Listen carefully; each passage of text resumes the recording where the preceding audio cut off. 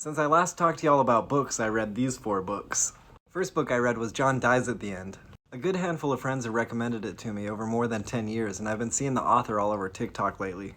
And it was just what I needed after trudging through The Count of Monte Cristo and a bunch of other serious lit type books. It's absolute chaos and it doesn't take itself too seriously. Like a few times I lost what was going on and I just kept on going with it, and it worked out and it was good.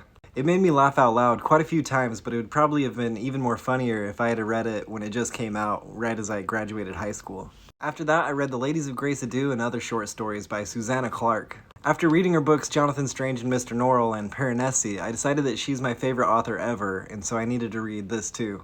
And it didn't disappoint. It's got super fun short stories with more background and information on the magic and lore of her universe. And now the short story On Licorice Hill, which is a retelling of the Rumpelstiltskin story, is probably one of my favorite short stories ever. It's written in an Old English dialect and it moves fast. And I had to start over quite a few times, but it has some of my favorite lines ever. Like, he smiles but rarely, and watches other men to see when they laugh, and then does the same. Thirdly, I read Babel by R.F. Kuang. It hadn't been on my radar, but 3 separate people recommended it in my last book review video. It was really good. I really liked the concept of silversmith magic, and using etymology and translation to infuse silver bars with magic. And I really liked the point of the book, a criticism and rebucation of colonialism and racism.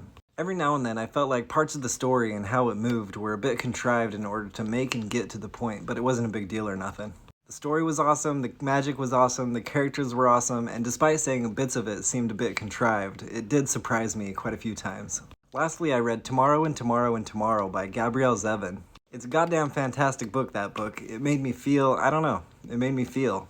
I really liked the pacing and the story craft, like how some of the parts were a little out of order and it made sense and served the story. And the characters in it are so super real, like actual, real, nuanced people. I was excited for them, I felt for them, I sometimes hated them, except Mark's, and I also loved them.